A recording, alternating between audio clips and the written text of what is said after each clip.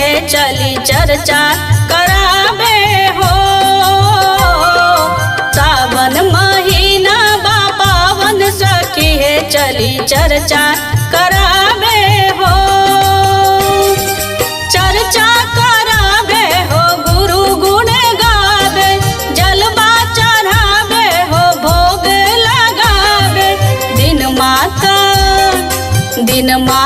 बाटे मन भावन सखी है चली चर्चा करावे हो। दिन माता बाटे मन भावन सखी है चली चर्चा करावे हो।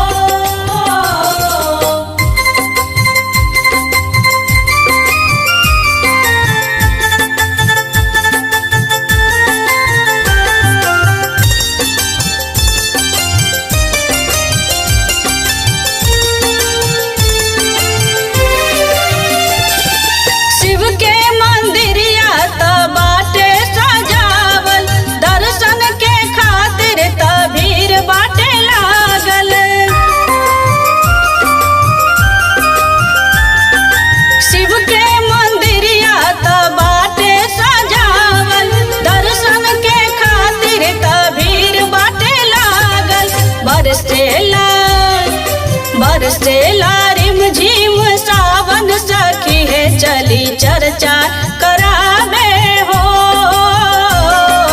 बरसेला रिम झिम सावन सखी है चली चर्चा करावे हो।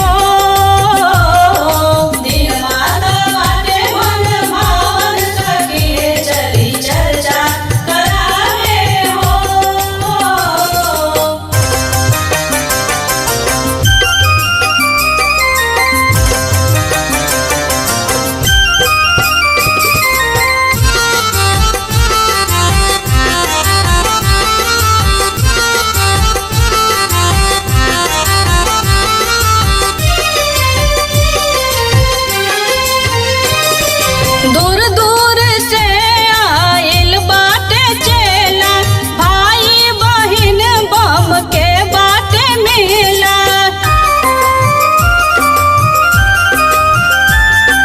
दूर दूर से आइल बाटे चेला, भाई बहिन बम के बाटे मेला। बाजे बाजन माँ झुमावन सखी है चली चर्चा करावे हो। बाजे बाजन माँ झुमावन सखी है चली चर्चा करावे हो।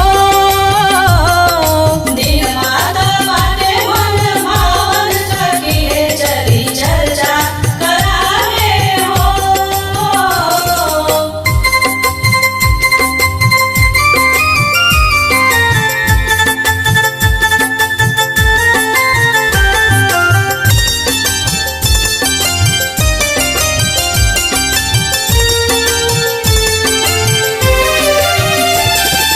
गणेश बिहारी के गीतिया बाली खल, सुंदर भजन सुनी लोग बाबा टिकल।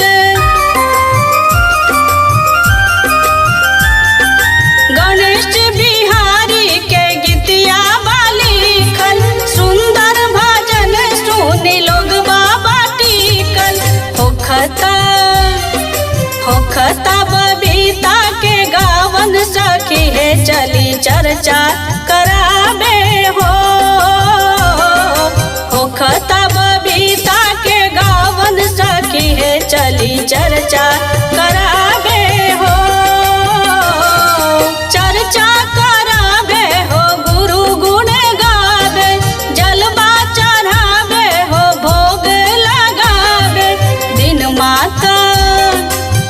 माता बाटे मन भावन सखी है चली चर्चा